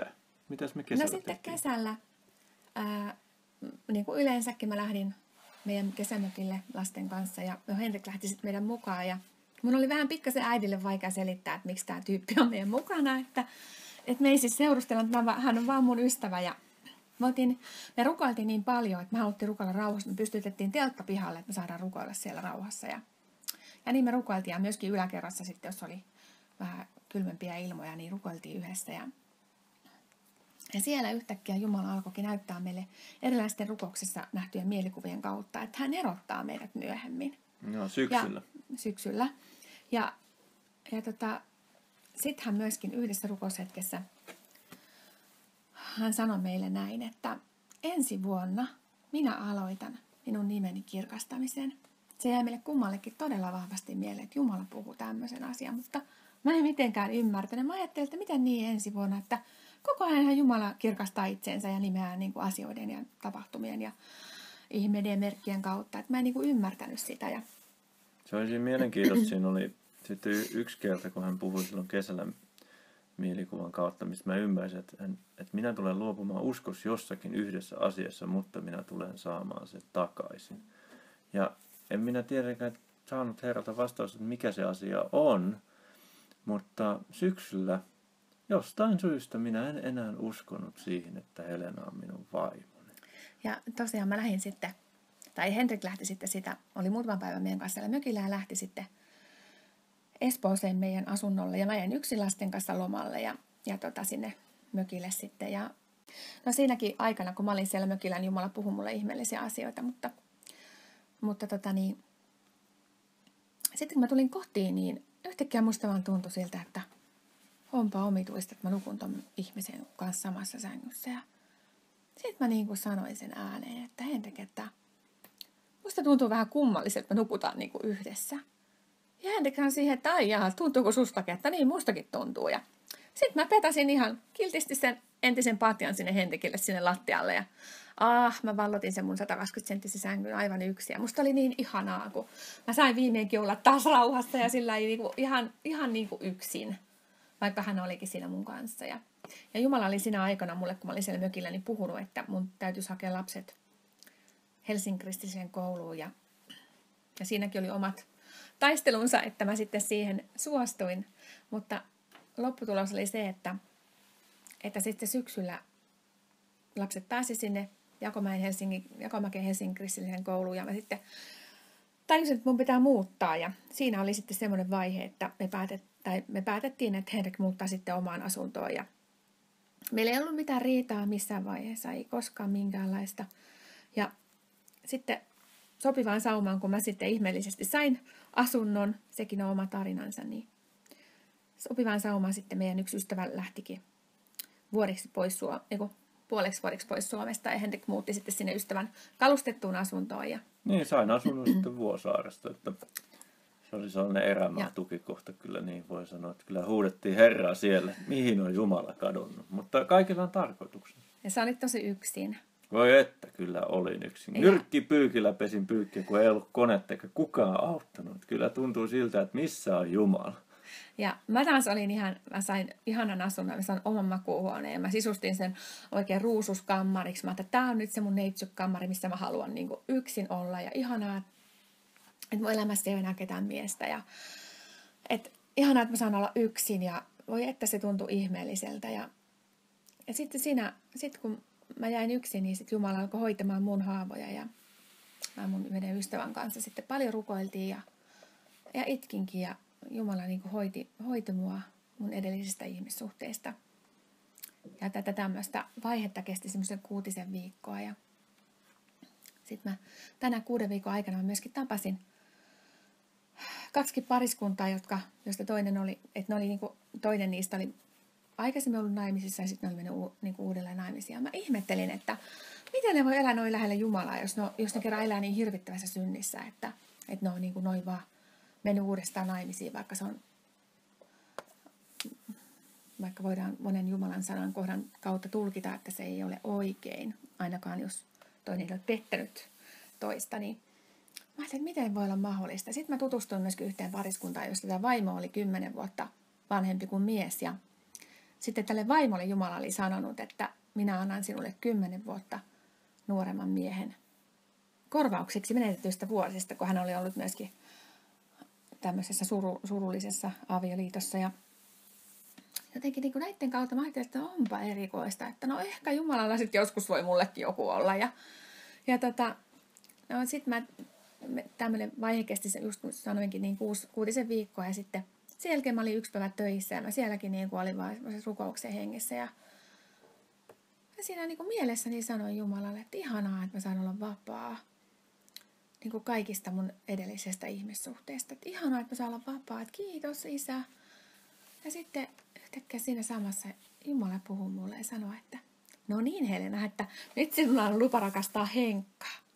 Mä olin niin äimistynyt. Mulla melkein varmaan tipahti leuka lattialle tälleen vertauskuvallisesti. Ja mä ajattelin, että no okei, että ai rakastaa Henkkaa. Että no, onhan se kyllä kauhean yksin siellä kämpässä. Pitäisiköhän mun sit soittaa sille. Ja me ei oltu kauheasti soiteltu.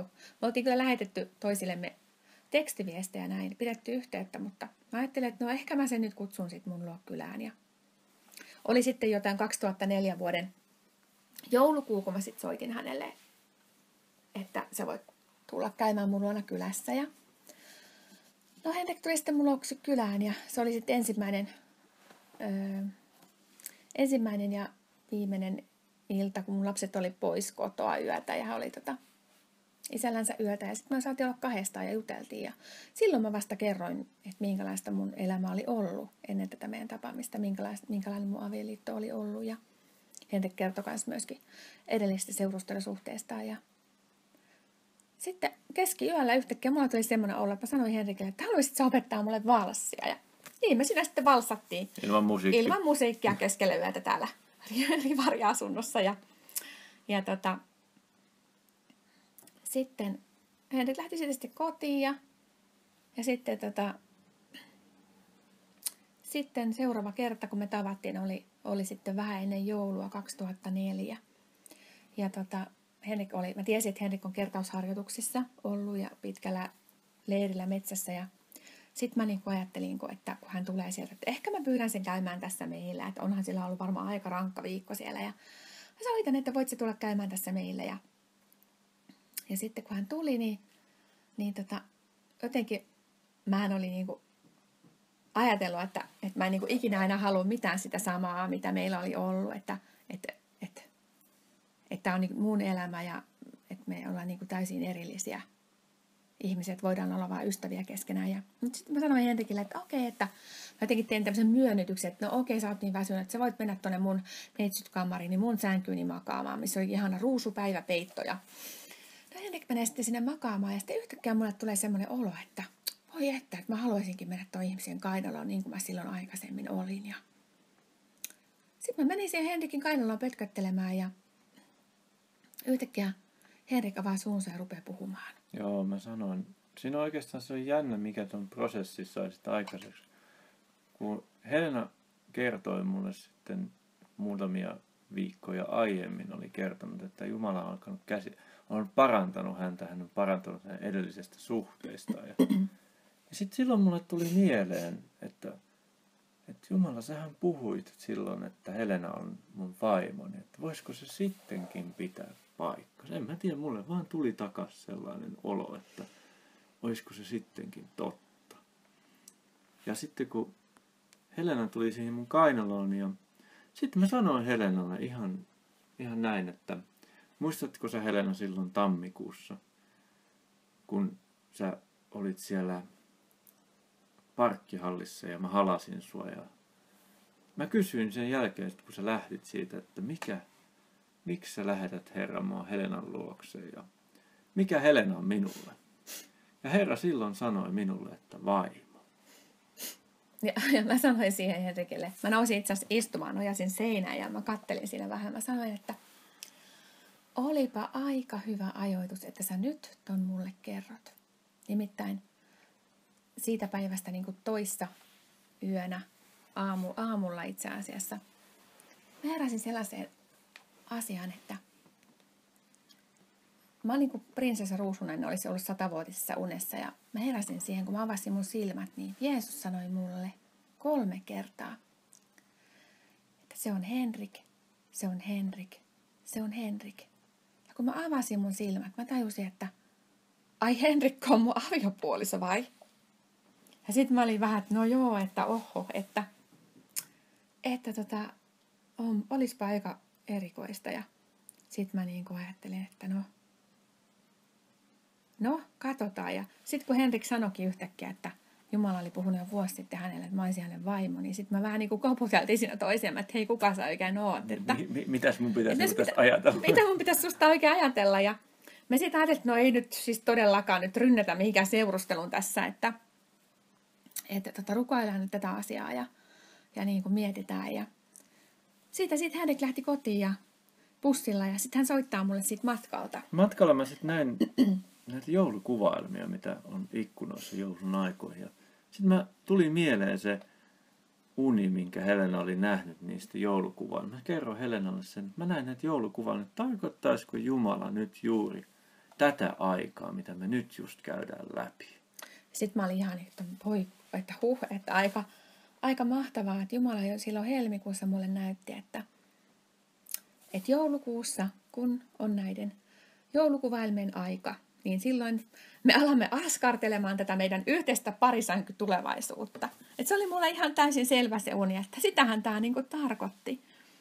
Ja sitten mä tajusin senkin, kun mä olin siellä ovella, missä se Jeesus seisoi siinä oven vieressä, että hyvänen aika, että siellä valmisteltiin meidän häitä. Ja moni asia. Me ruvettiin niinku käymään läpi niitä asioita, mitä Jumala oli tehnyt. Ja mitä Jumala oli puhunut mitä Jumala puhuu, että minkä Jumala on yhdistänyt sitä alkoi ihminen. Kaikkea ja monia muitakin. Ei nämä vain muutama, mitä me tässä mainitaan. Niitä oli paljon enemmänkin. Mutta aloimme käymään läpi tätä, mitä Jumala oli meille sanonut. Niin sitten se oli, sanotaanko näin, että kyllä oli hyvin selkeää nähdä, miten voimakkaasti Jumala oli meitä johdattanut tähän pisteeseen. No, Henrik lähti siitä tosiaan sitten kotiin ja me oltiin siinä erilläänkin varmaan muutama päivä ja joulun yli. Ja sitten mulla oli semmoinen valtava pelko ollut, mikä vihollinen oli mulle syöttänyt mun mieleen, että jos sä ikinä menet naimisiin tai alat seurustelemaan tai mitään muutakaan, niin sitten kun tulee se viimeinen tuomio, niin sitten kun sä kohtaat Jeesuksen, niin Jeesus sanoo sulle, että mene pois sinä vääryyden tekijä. Ja se on sitten sun loppus. Ja sitten mä mulla oli jotenkin se vielä vähän vaivas, vaikka mä näin, että Jumala on tehnyt ihmeellisiä asioita. Mulla ei ole sitä epäilystäkään, etteikö tämä olisi Jumalasta, mutta mä en meinannut päästä silti siitä vihollisen ajatuksesta, minkä hän syötti mun mieleeni eroon. Ja sitten yksi päivä Jumala sanoi mulle, että Helena, että lue Jesaja 54. Ja mä olin aika vähän kuitenkin siihen mennessä vasta lukenut Raamattua. Mä olin vähän, että no en mä jaksa vanhaa testamenttia lukea, että siellä on vaan niitä sotia ja kaikkea.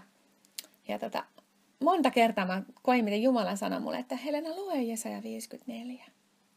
Ja sitten kun mä luin sen, niin jotenkin se oli ihan niin kuin Jumalan suoraa puhetta mulle, että siinä sanotaan jopa näin, että vähäksi silmänräpäykseksi minä ummistin sinulta silmäni, mutta nyt minä armahdan sinua suurella laupeudella tai jotain tänne päin. Ja se oli mulle niin kuin, sen jälkeen kun mä olin siinä 3 kertaa lukenut, mä vaan itkin. Ja sen jälkeen kaikki se pelko, kaikki se pelottelu, se oli vaan pois. Ja mä tiesin, että tässä on Jumalan tahto. Jumala haluaa meistä avioparin. Ja sitten me tavattiin siinä joulun jälkeen sitten ja uusi vuosi vietettiin yhdessä. Ja uuden vuoden yönä kello 12 me päätettiin, että kello 12 yöllä päätettiin, että hei, me aletaan seurustelemaan. Ja me laitettiin ihmisille saman tien tekstiviestit, että no niin, nyt me ollaan alettu seurustelemaan. Ja se oli aika iloinen hetki, vaikka se oli totta kai myöskin hyvin erikoista, koska se oli kaikki niin uutta ja erikoista. Ja sitten me niinku, totta kai ruvettiin heti puhumaan, että no sitten meidän varmaan on tarkoitus mennä myöskin naimisiin. Ja no me sovittiin siinä saman tien, että me mennään 15. päivä ensimmäistä, eli 2 viikon päästä kihloihin. Ja sitten mä niin kuin sanoin Henrik, että mullahan ei ole tosiaankaan mikään kiire naimisiin, että mulle niin kuin riittäisi vaikka se 2006 kesäkin, että tuskin mulla oli ehdottomasti semmoinen olo, että mä haluan Helsingin Pitäjän kirkossa meidän häät. Että jos me ei saada sitä kirkkoa tänä kesänä, niin sitten siirtyy seuraavaan kesään ehdottomasti. Ja jostain syystä mä niin kuin halusin semmoiset kunnon kirkkohäät.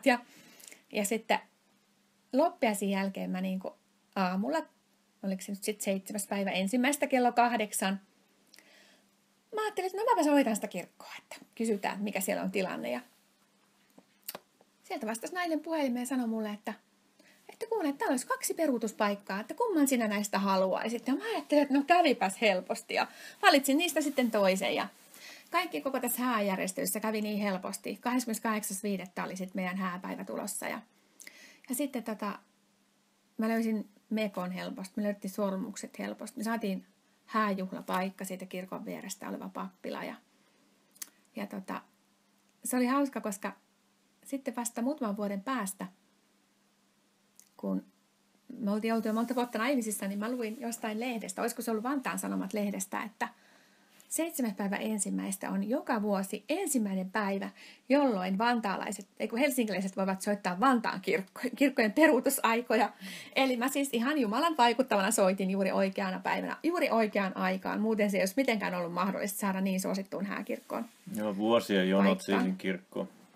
Joo, se oli, sanotaanko näin, että sellaista Jumalan johdatusta alusta tähän ja siitä eteenpäin. Ja se oli mielenkiintoista, että se 2 viikkoa ennen niitä häitä, niin mä kerroin parille miehelle tätä todistusta, ja toinen oli kuullut se aiemmin. Ja sitten siinä kohdassa, missä mä kerroin tätä kultaista kaarta, jonka mä olin nähnyt Helenan päälle, silloin kun mä ensimmäistä kertaa tulin Helenan asunnolle, silloin jouluna. Ja sitten tämä mies sanoi, että hei, aika mielenkiintoista, että hänellä yksi tuttu oli ollut jossain seurakunnassa, ja sellainen kultainen kaari oli piirtynyt yhden naisen yläpuolelle, ja Jumala oli sanonut sille miehelle siinä hetkessä, että tossa on sun vaimos. Niin sitten minä ymmärsin, no tulipa sille kaarellekin selitys sitten just ennen häitä, että sopii oikein hyvin tähän teemaan. Että kaikille selitys ja tarkoitus ja merkitys, että miten Jumala oli voimallisesti johdattanut meitä tähän asti. Ja se oli oikeastaan mahtavin huipentuma kaikesta oli se, kun oli meidän tämä hääjuhla ja kirkkoon, odotettiin kirkkoon, että alkaa tämä kirkon musiikki ja alttarille päästään papin eteen, häämarssi alkaa. Niin me odottimme siinä kirkon eteisessä. Ja sitten mä sanoin Helenalle, että Helena, katsopas ovea, että onko se jotenkin tutun näköinen. Ja sitten mä sanoin, että hei, että toi on ihan samanmallinen ovi kuin siinä mun näyssä, missä mä olin siinä ovella Jeesuksen vieressä. Ja sitten siinä oven oikealla puolella oli 7-haarainen kynttiläkkö, joka kuvaa Jeesusta. Ja sitten Henrik sanoi mulle, että hei, katso tuota kynttiläkköä, ja että se kuvaa Jeesusta. Ja sitten mä sanottiin, että hei Jeesus. Sillä hetkellä ovet aukenivat, musiikki alkoi ja me asteltiin alttarille yhdessä. Ja voin sanoa kyllä, että oli hyvin ihanaa astua kohti Jumalan tahtoa, kun taivaan Isä saattoi meidät alttarille. Mm. No, tämä oli nyt meidän todistustarina siitä, miten Jumala on armollinen. Ja siitä, että aina kannattaa niinku etsiä Jumalaa. Että se, mikä meillä oli niinku mottona tässä ja mikä mä itse asiassa sanoin meidän häissäkin, että etsikää ensin Jumalaa ja hänen vanhurskauttaan, niin kaikki muukin teille annetaan. Et se on ollut semmoinen hyvin voimakas ja voimallinen kantava lause meidän elämässä. Ja sitten se, että enemmän tulee kuunnella Jumalaa kuin ihmistä. Ja sitten se, että kannattaa oikeasti etsiä sitä Jumalan tahtoa, että mitä Jumala sulle itsellesi puhuu. Jumala palkitsee ne, jotka etsivät häntä. Niin, sana sanoo niin, että Jumala palkitsee niitä, jotka häntä etsivät. Tämä todistus on sulle, että sä voit myös ottaa elämässä Jeesuksen vastaan, niin kuin minäkin otin. Ja sä voit oppia myöskin kuuntelemaan Jumalan ääntä. Ja jos sä otat Jeesuksen vastaan, niin Jumala haluaa oikeasti puhua sulle. Hän haluaa elävän suhteen sun kanssa. Hän haluaa johdattaa sua, hän haluaa auttaa sua. Hän haluaa nostaa sut niin kuin hankalista tilanteista ulos. Hän haluaa olla sun apusi, tukesi ja turvasi tästä iankaikkisuuteen. Hän haluaa olla sun ystäväsi, sun rakkaasi, sun lähelläsi. hän ei halua sua ikinä hylätä eikä jättää. Hän on aina sun kanssasi. Ja hän rakastaa sua.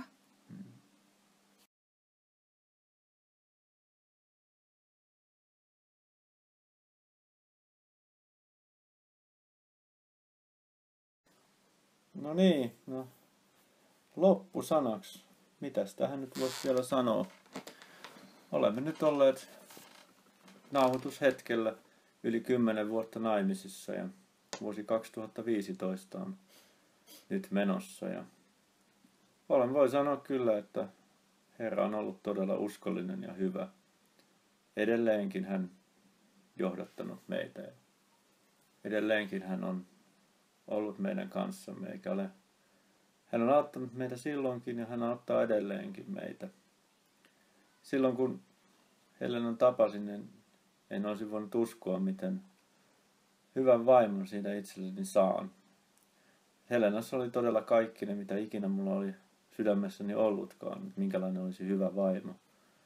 Ja Helena on juuri sellainen. Hän on todella sellainen Jumalan lahja. Ja Jumalan armosta tämä kaikki on saanut ja Jumalan armossa olemme edelleenkin. Ja hänen armonsa ei ole ollut meitä kohtaan turha. Ja mä voin ihan samaa sanoa, että mulla silloin joku me ei Venäjälle seurusteltu, niin mä ajattelin monta kertaa, kun Henrik oli mun kanssa tavallisissa askareissa mukana. Ja mä ajattelin, että hänessä on kaikki ne piirteet, mitä mä olisin ikinä toivonut mun puolisoltani. Ja mä ajattelin, että no Jumala nyt toi tällaisen ihmisen vähäksi aika mun elämää, että mä näkisin, että hyviä ja ihmeellisiäkin miehiä on olemassa. Ja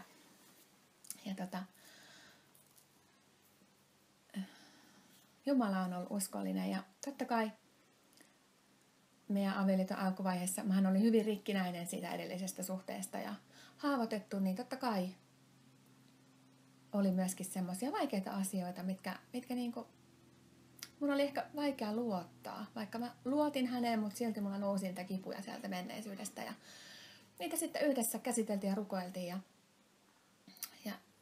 oikeastaan se, että me aina joka tilanteessa käännyttiin Jumalan puoleen ja pyydettiin häneltä apua, niin hän aina auttoi ja paransi ja nosti ja vei niin kuin läpi monien aikojen. Ja että Jumala haluaa johdattaa meitä ja Jumala haluaa johdattaa myöskin sua.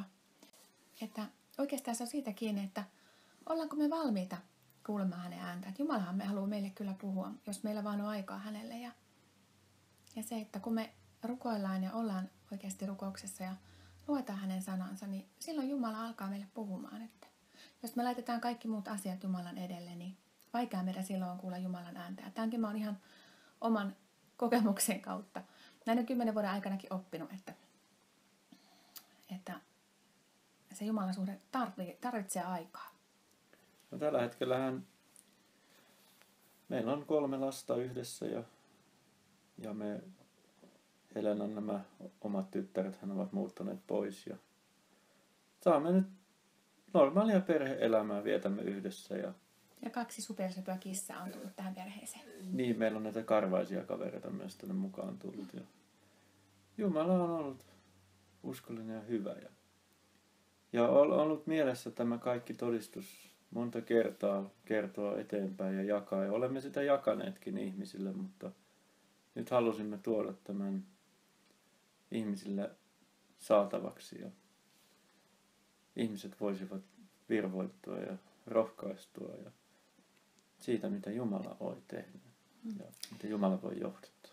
Ja me halutaan antaa kaikki kunnia Jumalalle tästä meidän tarinasta ja kaikesta, mitä hän on tehnyt. Hän on kaiken ylistyksen, kunnia ja kiitoksen arvoinen. Hän on rakastava isä, joka kaipaa meitä. Hän kaipaa sinua. Hän kaipaa olla yhteydessä sinun kanssasi. Eli Raamattu sanoo jossain vaiheessa, että jopa mustasukkaisuuteen asti hän halajaa sitä henkeä, jonka hän on meihin asettanut. Hän oikeasti ikävöi meitä ja hän ikävöi sinua. Että jos sä elät tällä hetkellä kaukana Jumalasta, niin mä kehotan sua ja mä haluan rohkaista sua etsimään häntä ja antamaan elämäsi Jeesukselle. Se oikeasti kannattaa ja tuottaa sun elämässä hyvää hedelmää.